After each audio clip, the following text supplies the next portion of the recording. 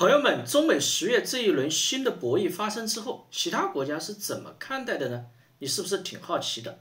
本期呢，咱们就分享3个国家他们的媒体人究竟是怎么看的。哪3个国家呢？分别是美国、日本和韩国。我们先说一下美国。美国的节目里非常的有意思，4个女的，1个男的，在那里互相打气，说中国是恶霸呀，现在正在霸凌美国。我们老美绝对不能向中国屈服、磕头、下跪，我们一定要在中国这个恶霸的肚子上狠狠地打上几拳，让他知道我们美国人的厉害。顺带呢，还不忘拍一下川普的马屁。看完他们的表演，你会有些恍惚，他们说的话怎么有点似曾相识呢？这不一直以来是中国人说的吗？我们绝对不能向美国这个恶霸屈服呀。结果呢，现在中国成了恶霸，美国成了那个无辜的受欺负的小男孩，真的是滑天下之大稽啊！前几年中国网友还开玩笑说，我们花了几十年的奋斗，终于让自己也变成了列强之一。这还没几年呢，居然莫名其妙又从列强变成了头号的恶霸，我们居然成了霸权主义的代言人，真的是又好气又好笑啊！我们再看日本节目，2个小日本聊起中美 PK， 那是一个开心啊，有一种坐山观虎斗、猴子看好戏的猥琐心态。这2个人呢，一直在那里肆意的嘲讽川普，嘲笑他开始很强硬，可是呢，硬不过3秒又软下去了。日本人真的是好大的胆子啊，居然连美国爹爹都敢嘲讽。不过嘛，也能理解了。日本人被美国收拾了这么多年，现在好不容易有中国这个大恶霸来惩罚美国这个小恶霸，100年难得一见的奇观啊！这不抓紧时间看好戏，那还真对不起自己了。川普这一回的 taco， 小日本看在眼里，晚上睡觉蒙着头，至少还能偷笑5年呢。最后我们来说说韩国的媒体。韩国人呢，跟日本人一样，也有这种看好戏的心态。但是呢，他们比小日本那种虚伪的模样还是要真实一点。他们在聊到川普跟中国 PK 时还不忘诉苦。我们这些亚洲盟国多么支持你美国老大，结果呢，你们收割我们的时候随心所欲，现在斗不赢中国了，又想起我们这些盟友来了。而且你跟中国 PK 那是你们的事情我韩国才不想被牵扯进去。结果呢，现在中国又来制裁韩华海洋，真的是倒霉啊！另外呢，中国一直不进口美国大豆，很有可能以后我们这些亚洲盟友要被逼着吃美国大豆了呀。韩国呢，作为比日本更加弱小的存在，他们的反应跟日本相比，除了嘲讽之外，更多了一层诉苦。总之呢，这3个国家的反应各不相同，但终归都是挺有意思的。咱们接下来就来看一看。Because what are you going to do? Bow down, get on your knees, and kowtow to China for another 50, 75, or 100 years? At some point, we've got to sort of take the medicine, figure out what the other supply chains are, figure out other places, and you face the blackmailer head on and say, okay, this is going to be painful, but we are going to figure it out. And I give the president so much credit for really being the first person to try to do that. And even though there has been some pain for businesses here and people are uncertain about what the future will look like, I think this is the right thing to do. You just have to punch that blackmailer in the gut and say, bring it. Go ahead. I think China is an adversary, and the problem we have is that there are no holds barred, number 1. Number 2, we have not put up any long-term resistance to China getting a chokehold on our economy. They control rare earths. They control pharmaceutical inputs, all kinds of things that we actually cannot survive without. So, yes, we can have a very robust tariff regimen against almost everyone else in the world because the United States has far and away the biggest consumer economy. Everybody needs to do business here, including China. But the reality is, right now, China can say, no, If you do that, we're going to cut off rare. And the problem that we face now is that even when we are able to mine, we can't refine these. We still send them back to China to get them refined. And so President Trump has a lot of options on the table. And I think something I'd like to see over the next 3 years, that if we don't get it done under him, we may never get it done. If you need more proof that Beijing is not negotiating in good faith, take it from the president. Are we in for a sustained trade war with China? Well, you're in one now. Look, we have 100% tariff. If we didn't have tariffs, we would be exposed as being a nothing. We would have no defense. You know, they've used tariffs on us, but we've never had anybody sitting in that chair that felt the need to do it. I'm Dagan McDowell, along with my co-host today, Brianna Lyman, Brian Bremberg, Jackie DeAngelis, and with us this hour, Fox News contributor Liz Peek. China is threatening new export controls on critical minerals, materials, the same rare earths the United States needs to power everything, from fighter jets to AI chips. This is after signing a deal earlier this year to keep those markets wide open. U.S. Trade Representative Jameson Greer telling Maria Bartiromo that China is the trade aggressor, trying to control global supply chains and freeze U.S. businesses out. Because for decades, China has played the long game, stealing our technology, our intellectual property, rigging the markets, and daring us to do something about it, nothing about it. It looks like we are finally doing something and then some. Liz Peek, how do you see this? Because it comes down to, is China an adversary or a rival? And from the language from CEOs, Tim Cook and his ilk are meeting with China's negotiator, He Lifeng, in Beijing this week. From China, the rhetoric, from here, the rhetoric. I can't make heads or tails of it. I think they are our adversary. I think decades of hostile behavior from China, including what you just talked about, Dagan, stealing our technology, and then they couldn't steal it, flooding the market with cheap competition to drive U.S. producers out of business, all of that. I think China is an adversary, and the problem we have is that there are no holds barred, number one. Number two, we have not put up any long-term resistance to China getting a chokehold on our economy. They control rare earths, they control pharmaceutical inputs, all kinds of things that we actually cannot survive without. So yes, we can have a very robust tariff regimen against almost everyone else in the world because the United States has far and away the biggest consumer economy. Everybody needs to do business here, including China. But the reality is, right now, China can say, no, if you do that, we're going to cut off rare earths. We're going to cut off the preambles to various kinds of pharmaceuticals that Americans depend on. So it's a really complicated mess. But I think our problem is we've had one hand tied behind our back for too long. I am so thrilled with Scott Bessent and President Trump becoming robustly resistant, I guess is one word, maybe aggressive in this. I think we needed to do that. It feels like negotiating with someone who's trying to blackmail you. Yeah. If you don't do this, then I'm going to do this bad thing to you.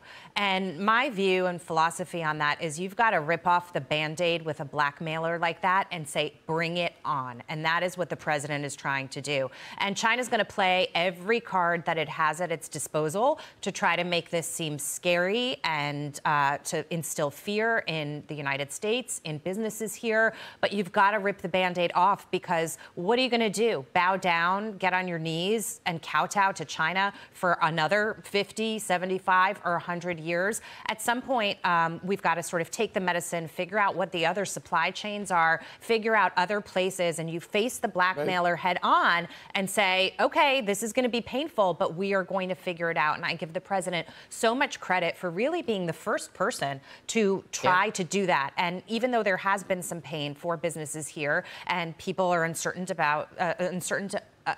about what the future will look like, I think this is the right thing to do. You just have to punch that blackmailer in the gut and say, bring it. Go ahead. I was going to say, I totally agree with you. And, you know, if we had zero Trump tariffs, you would still have exactly the same problem we have now. We would still be totally dependent on China. We'd be pretending that we're not because we wouldn't be doing anything to them. We wouldn't be building any capacity here. So we'd be as vulnerable as ever if there were no Trump tariffs. He has basically said, I'm going to call you out on this, China. Okay? My one problem with the way we're kind of setting this up, though, is China's stolen a lot from us. They didn't steal the rare earths. Yeah. We handed them that. But because they flooded the market. And they did it purposefully to drive us out of the business. The environmental zealots in this country decades ago said, we're not going to do this anymore. Send it somewhere else. And China said, you want to give us the most strategic minerals in the future? Please, and so forth. But we gave them that. The fools who ran this country, who worshiped the environment more than human well-being, gave them that industry. And now you can't really blame China for saying it's leverage we got, we're going to play it. I'll blame them. I'll point fingers. Something is emerging that is very powerful, and that's our allies coming to our side because China has overplayed its hand on this rare earth shock, as Bloomberg calls it. So China's decision to implement these kind of unprecedented export controls on the rare earth supply chain has, and Treasury Secretary Scott Bessent kind of revealed this somewhat, and a coalition is emerging of all of the most powerful nations together. Scott Bessent said, we're speaking with our European allies, with Australia, with Canada, India, and Asian democracies to form a cohesive, united response. And Japan's finance minister has called for the group of 7 countries to unite and respond to China's moves. His German counterpart touting a potential joint response of the entire bloc, Australia, you name it. China may be screwed up, and I'm enjoying this because you get all of these powerful nations together, the U.S. being the strongest, to fight back against China. That's something. Yeah, and the United States is very rich in these rare earth minerals, right? California, we have a mine there. We have it in Georgia. There's also rare minerals in Missouri, Wyoming, Nevada. They're all over. And to your point earlier, Brian, we did offshore the production because of pressure from environmentalists. And the problem that we face now is that even when we are able to mine, we can't refine these. We still send them back to China to get them refined. And so President Trump has a lot of options on the table. And I think something I'd like to see over the next 3 years, that if we don't get it done under him, we may never get it done. We need to create some kind of institute where we are teaching Americans, by partnering with Japan and other countries who have the technology and capabilities to do it, how do you refine these rare earths? And we need to bring that back here because China is calling our bluff right now. And this is an opportunity where we've exposed that the government has left us susceptible to our biggest adversary. And now we have an opportunity to do something about it. I just hope you're right on these European countries because in my recent lifetime, these were the guys who had screwed up their energy sectors and with environmental regulations so badly that they had willingly hitched their wagon to Russia to power their economy. So I hope Trump has changed all their minds, but I'm kind of like in the I believe it when I see it sort of category on that China one. is, and this is to paraphrase a quote from this analyst, inflicting a wide swath of pain on countries Not for just no the US. obvious reason.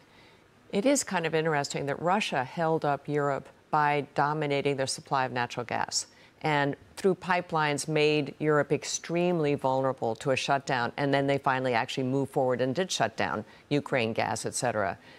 We don't seem to learn that this dependence, maybe Europe has learned. Maybe that's why they're actually getting together as the group of 7 and being willing to support basically undoing somehow the blockade on rare earths. But you know, Well, there is, and it's, go ahead. I just was going to say, seeing how Vladimir Putin has acted, I think the European nations, to your point, Brian, have woken up to, we shouldn't be in bed with certain people. And I think that China's watching everything that's unfolding around the world right now, including how America is participating in that, and saying, we need to try to dominate. We need to play offense. So to Dagan's point of, you know, sort of handing out unfair policies to countries who might not really deserve them right now, they think that this is the moment in time where if they cower, they might get beat.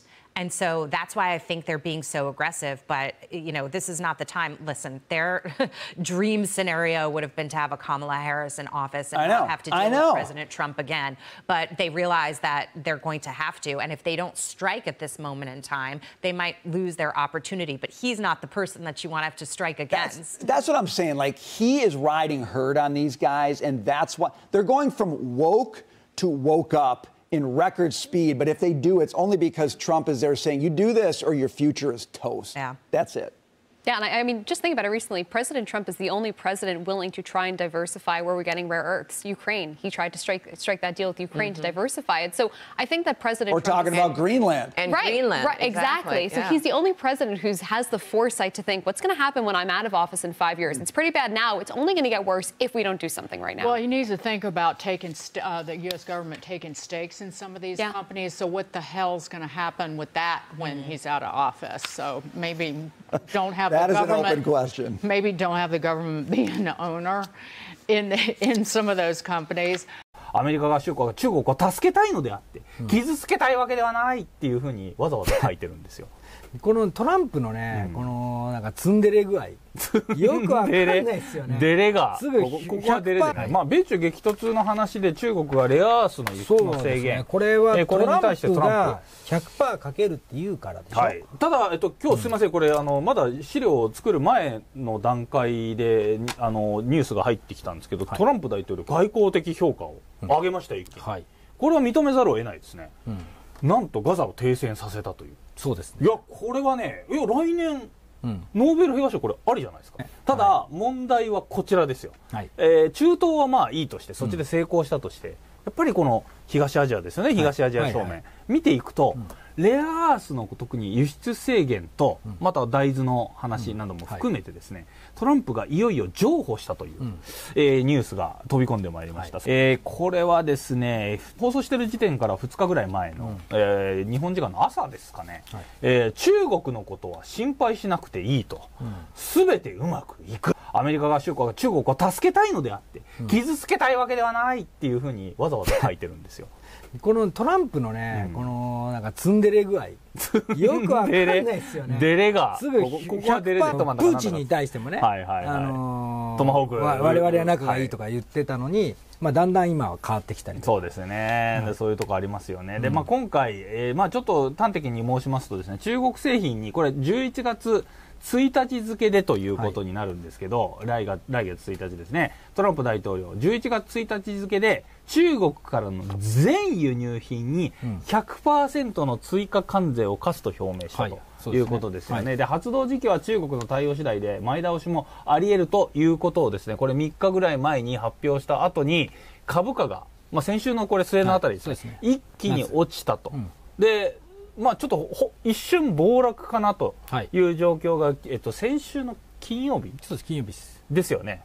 暴落して、で翌月曜日はまさにブラックマンデーになっちゃうんじゃないかみたいなことでわーっと言ってたのに、これ確か日曜日あたりにツイートしたんですね。これポストしたというか、それで一気にわーっと戻して、まあ妥協するだろうなと。まあ多分ね、言われたと思いますよ。全部 100% かけたらまずいっすよというふうに言われて、株価も下がって、株価も実際下がってますし、それでまあちょっと、やっぱそうなのかというふうにどう考えても分かることをやっと分かったという。で今回レアアース輸出規制への対抗措置ということで、中国は9日に発表したレアアースの輸出管理強化、これを極めて攻撃的だとまあ批判をしていて、対抗策として制裁を発動するということを今回まあ決めたんですけど、それをまたやめたということですね。で中国はレアアースの加工技術の海外協力をまあ海外に出すということを禁止して、防衛半導体企業向けの輸出を制限する方針を打ち出していると。トランプ氏はこれを衝撃的で危悪質だと非難したということらしいんですよ。トランプの 100% の方が悪質だろうと、まあちょっと僕は中国ね、守りたいっていうわけじゃないんですけど、ただアメリカが困るっていう、レアアース止められたら困るし、あとその医療関係の、まあ原料、まあ麻薬になりそうなねものも含めて麻酔になりそうなものとか、そういう医療系のものっていうのは中国から入れてるわけですよ、ほとんど。でそれがアメリカの医療関係が止まってしまうという可能性もあるわけですよ。まあ昔マスクがないとか、いろんな問題があったじゃないですか。あれどこで 100% って言ったら本当にもうアメリカ中を苦しめることになりますね。薬とか全然足りないわけですよ、アメリカも。で昨日だかの、昨日明け方ですかね、ゴールドマン・サックスがまとめたレポートで、アメリカの国民が、関税を払うって、まあ、当然のことを普通に書いてるだけなんですけど、それが衝撃を持ってアメリカ国内では迎えられているという。そうだから関税って払うのアメリカ国民なんですか、あれ外国は払うんじゃなかったでしたっけみたいな。それトランプが言ってるだけで、MAGA の人たちのアメリカの3割の人たちは文字が読めないし、ちょっとそういうのが分かんない人たちですから、それがトランプの言うのが本当だと思ってたんですよね。アメリカ人が払うっていうのがまあ事実なんだけど、いやもうそれをもう騙されちゃってる、俺たちが払ってたのかみたいなっていうことをですね、わざわざそのレポートでやっぱ書かれていて、なんだこいつはレポートなんか怪しいこと書いてんじゃないかみたいな変な疑惑が出たりとかしてるわけですけど、まあとにかくですね、まあ今回中国は心配しなくてよいっていう、まあこの今回ポストした後にですね、なんか実は大量の買い注文が、これビットコインとかの方でしたっけ、暗号資産の方に一回もう一気に下落したじゃないですか。一回売りが入りましたよね。でそこで下がったところで、このトランプ発表の2時間ぐらい前に、なぜかどこかのわけのわからないところから大量の買い注文が入っていて、でその後にトランプが大統領がほらこれ今回中国、心配ないからね、心配ないさーって言ったら一気にガーッと上がったわけじゃないですか、これで大儲けしたのは誰か、バロン君じゃないですか、またやったんですか。やったらしいですよ、マジで。なんかあいつらインサイダーだからね。インサイダー、しかもほら株でそういうことをやっちゃいけないっていうレギュレーションあるじゃないですか、暗号資産はまだ新しいからそういうレギュレーションないんですよ。そうするといくらでも株はね SEC が来ますからね、やってますよね、暗号資産に関してはまだまだその辺の法整備がないからいけるってことじゃないですか。なんかバロン君750億円の、ヨットを買ったとかいう19歳のくせにですよ。クソクソじゃないですよね。何がクソなんですか。いやなんか、金持ちになるやつはいくらでも金持ちになればいいやっていうのはすごく僕は思うんだけど、トランプ一族に関してはクソって思いますね。すごくないですかこれ。いや人気ぶりはすごいっすよ本当に。さすがにね国を使ってねやってるっていうところがまたもうだって世界中がもうなんかなんていうか右往左往させられて、そうですね、そうですね、破産してるやつもいるわけですよ。FX とかやって吹っ飛ばされてるやつとかもいるわけですよ、トランプの一言で。これちょっと和田さん説明をどうしても中国からレアアース入れなきゃいけないっていうのはアメリカ側にありまして、防衛関係においてはもう戦闘機とか飛ばなくなります。そうですね。半導体です。要は半導体関連って思ってくれたらいいんですけど、半導体がないと全部ダメですから、ミサイル、レーダー、誘導装置、精密機、これ全部ダメです。で当然半導体の部品とか製造装置とかそっちの方とかも動かなくなったりとかいろいろ出てきたりします。確かにね。でもう当然電気自動車、それからハイブリッドとかね、タービンのとこの、磁石とか動かしてるとこ部分とか、そういったところとかも全部ダメになります。それから、サプライチェーン自体を中国以外にしなきゃいけないって言ったら、トランプが 100% かけるって言ったところでそれ以外の国から寄せられるものだったらいいんですよ。中国側はそれがトランプがやったところで、ブラジルから入れるとかできたじゃないですか。農作物なんかは他の国から買えるんですよ。ところがレアアースっていうのはもう持ってる国ってのは限られてて、大半は中国が持ってると。まあ生産ができるってね、環境に負荷をかけずにっていう。まあ南米とかにもあるところがあったりとか、海底、日本の周りも海底とかあるんですけど、まだそこまでコストがね、そうできてないんですよ。コストはね。だからまあこれをやられちゃうとね、ど素人ぶりがね、トランプのあって言われて、まあ。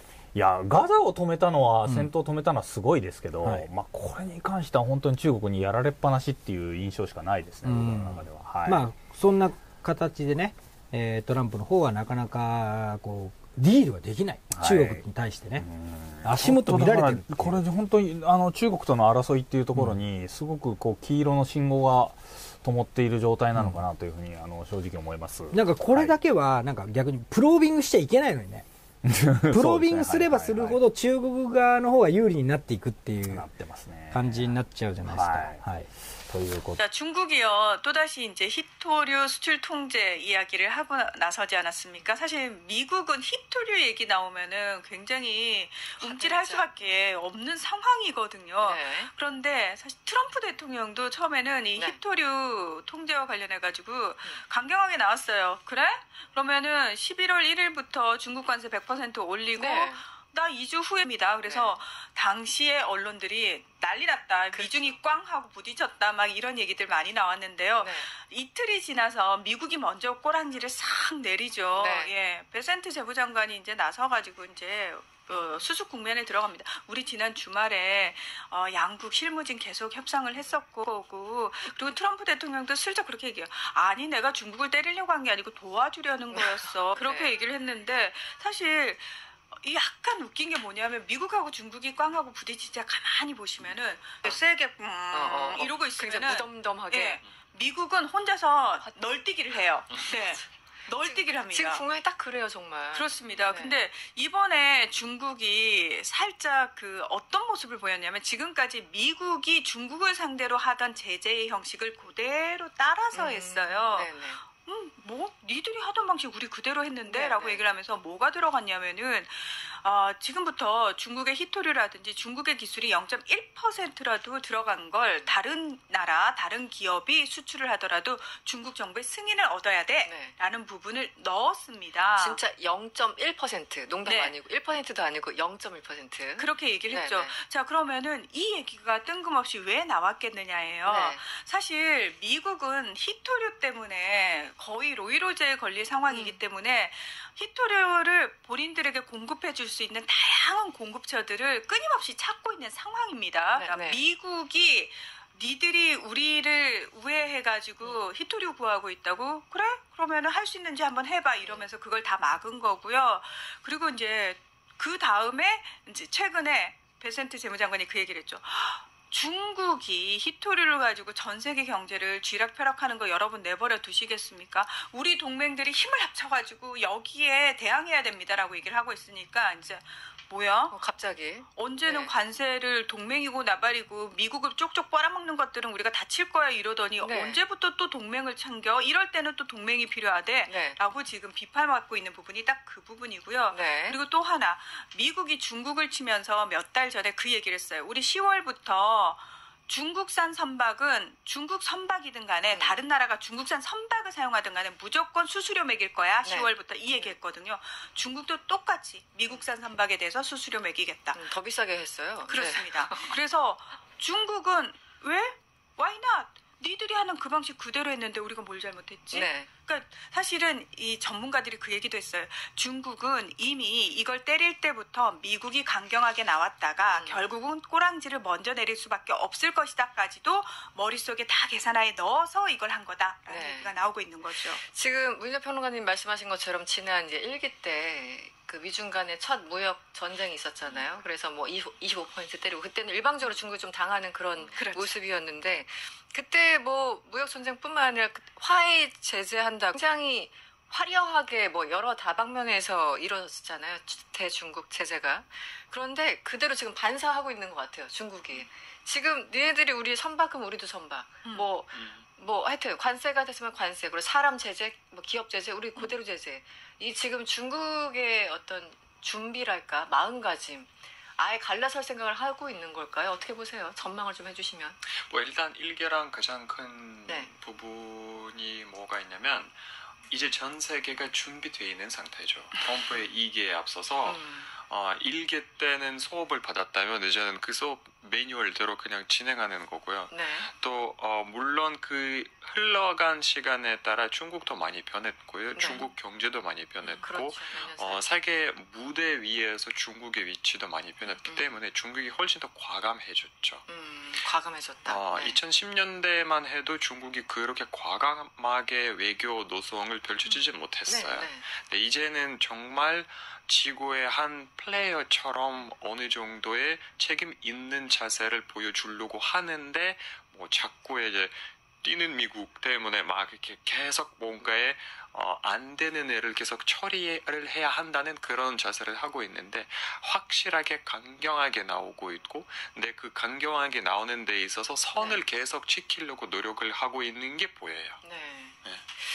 그 대두 문제는 어떻게 됐습니까? 계속 그 우리 대두를 위대하게 뭐 했었는데 어떻게 좀 진전이 있어요? 꿈쩍도 안 하고 있잖아요. 여전히 수입 안 하고 수입 있고. 안 하고 있고 그러니까 미국이 우리 식용유 수입 안 할 거야라고 얘기를 또 했잖아요. 근데 이제 중국 측이 니들이 수입하는 거 폐식용유잖아라고 얘기를 하면서 그거 지금 폐식용유가 어차피 그 디지털 그 에너지 만드는데 들어간다. 바이탈 에너지 바이오 에너지들 만드는데 들어가는 거라고 얘기를 하니까 그거 미국 아니어도 우리가 팔 때 많아라고 얘기를 하고 있는데 사실 그럼 이 식용유 얘기가 뜬금없이 왜 나왔겠냐는 거예요.